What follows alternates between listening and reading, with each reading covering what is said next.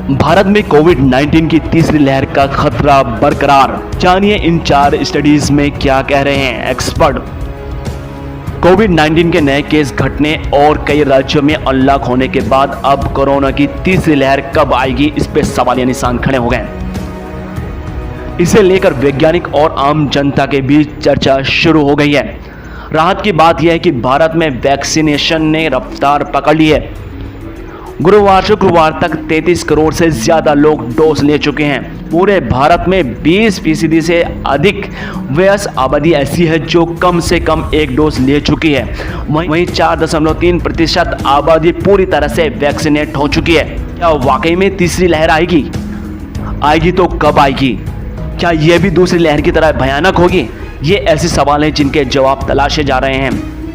और इस पर बहस तब शुरू हुई जब दिल्ली एम्स के डायरेक्टर डॉक्टर रणदीप गुलेरिया ने 19 जून को कहा कि 6 से 8 हफ्ते में तीसरी लहर भारत में आ जाएगी। यह दूसरी लहर की तरह भयानक होगी। ये फोरकास्ट एक तरह से चेतावनी थी। हाथों में धुलाई, सोशल डिस्टेंसिंग का ध्यान और सबसे बढ़कर मास्क पहनना जरूरी है। और इसके बाद अलग अलग फोरम पर इसे लेकर बहस भी छिड़ गई है। क्या तीसरी लहर आएगी?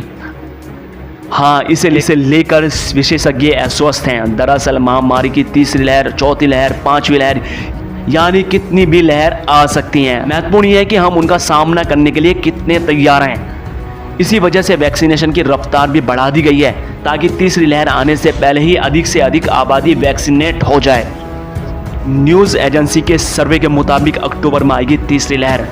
दावे के आधार पर 3 से 17 जून के बीच 44 हेल्थ केयर स्पेशलिस्ट डॉक्टर्स, वैज्ञानिकों और बायोलॉजिस्ट और प्रोफेसरों के बीच सर्वे किया गया। अलग अलग प्रश्नों पर उनकी राय भी मांगी गई। क्या कहा उन्होंने, आइए जानते हैं। महत्वपूर्ण बात यह है कि 100% यानी कि सभी वैज्ञानिकों ने माना कि भारत में तीसरी लहर आएगी। 85% ने कहा है कि अक्टूबर में तीसरी लहर आएगी। वहीं कुछ ने अगस्त और सितंबर और कुछ ने नवंबर और फरवरी के बीच में तीसरी लहर को प्रेडिक्शन दी है। अच्छी बात यह है कि 70% वैज्ञानिकों ने कहा है कि दूसरी लहर के मुकाबले तीसरी लहर काबू में रहेगी। उस समय वैक्सीन, दवाइयाँ, ऑक्सीजन और हॉस्पिटल में बेड्स में कमी आई थी। कुछ चेतावनी भी दी गई हैं। 65% वैज्ञानिकों का मानना है कि इस बार बच्चे और अंडर 18 आबादी सबसे रिस्क में रहेगी। डॉक्टर प्रदीप का कहना है कि अंडर 19 के लिए वैक्सीन उपलब्ध नहीं है। ऐसे में तीसरी लहर में वे सबसे अधिक रिस्क में रहेंगे। डेविड शेट्टी ने कहा है कि अगर बच्चे की बड़ी संख्या में इन्फेक्ट हुए तो हम उनके लिए तैयार नहीं हैं। तीसरी लहर आई तो उसमें बड़े और बच्चों का रिस्क बराबरी का रहेगा।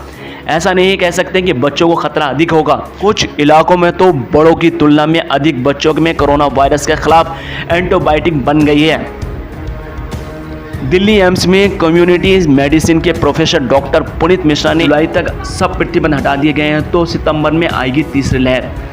ये कहना है IIT कानपुर के रिसर्चर्स का।